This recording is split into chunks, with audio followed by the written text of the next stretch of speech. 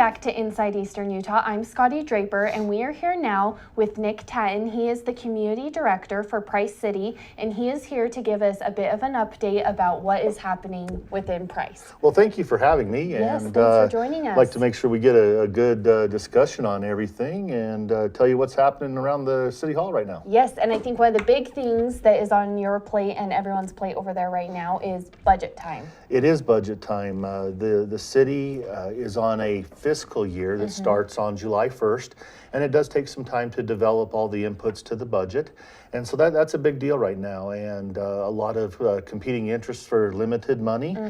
There's everything from parks and recreation to cemeteries to streets, library, swimming pool, city staff, and you know, all the things that go into it. And so it is quite complex, and it's a big deal, and it matters a lot to the community. So watch for the hearings and the things that are going on. And I think I'd be remiss if I didn't comment on just the professionalism and how big of rock stars the folks in our accounting office are and can be to really dive down in and make sure things are conservative and going well. It's a big undertaking each year to make sure there's enough funds for everything. And how are the funds looking? You know, overall, not good, but not terrible. Pretty flat year over year. There's a few bright. Been steady. Yeah, there's a few bright spots in the revenue sources. The big revenues for Price City are, of course, sales tax and property tax, are like the general fund things. The other things are what are considered enterprises. Those would be the things that the city does, like it sells water, it sells electricity, sewer service, and those types of items. So, but those general budget items are pretty flat year over year. And each year, of course, you mentioned there are some hearings so that people can come see the budget, they can hear how the money is being allocated. You guys are very transparent to provide a breakdown of everything. So what can people anticipate how they can learn more information as time goes on? Great question. We're a little early in the process, effectively the 1st of March right now. And again, through June is how the process will come together. And so over probably the next month and a half, some of the preliminary work will be done around the city.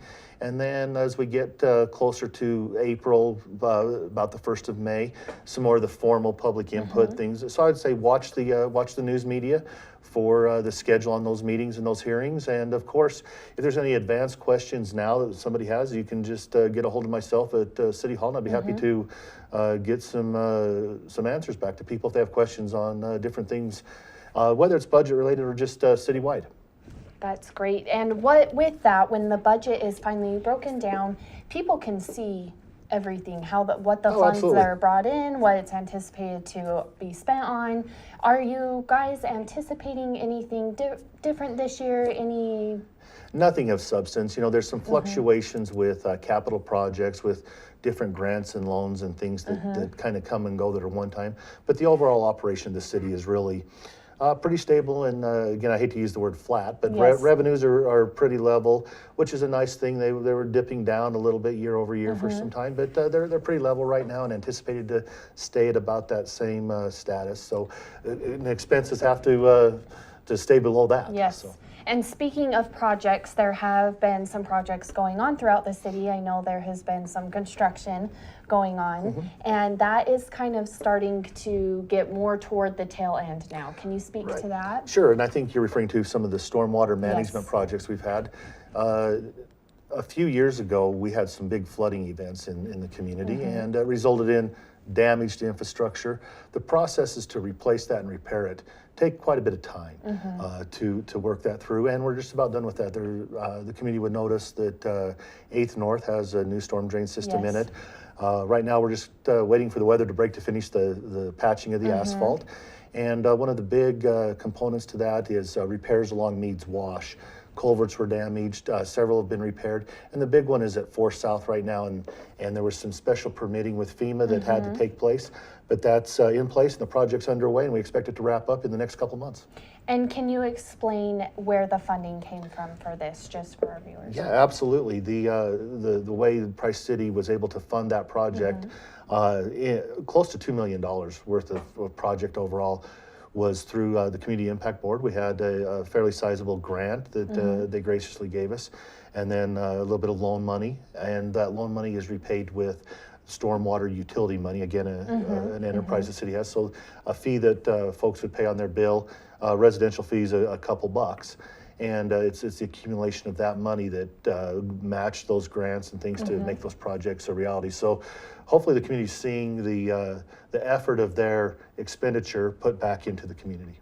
And were these projects made necessary solely from the flooding, or were they going to be nearing their end and needing to be replaced anyway? You know, the effort on 8th North was planned to avoid future problems in that area. That flood event created some additional problems with that infrastructure that brought it right to the surface. Most of the rest of it was all induced by that flooding event that washed out all the infrastructure.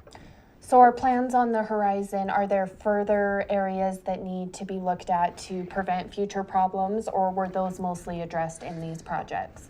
By and large, they were addressed with those projects. There are a few detention areas that the city's furthering the development on to help prevent future flooding. And then a lot of, I would call them smaller projects in town, culverts and drainage replacements at various locations to really keep that stormwater flowing. It doesn't happen that often, but when it does, it's But when it does, you gotta be ready for it. You have to be ready, that's right. And the engineer, Russell Seeley, has done quite a bit of work. Oh, he's done on an this. amazing job on that. He's done a great project management job, and anybody that knows Russell knows he's a top-notch guy. And, Yes. and I would say, if you see him, pat him on the back, because he's done a good job managing Yes. those projects and keeping them from becoming a need to redo it anytime in the future. They're quality. It was certainly a big undertaking, Yes, but he yeah. has worked very, very hard through that.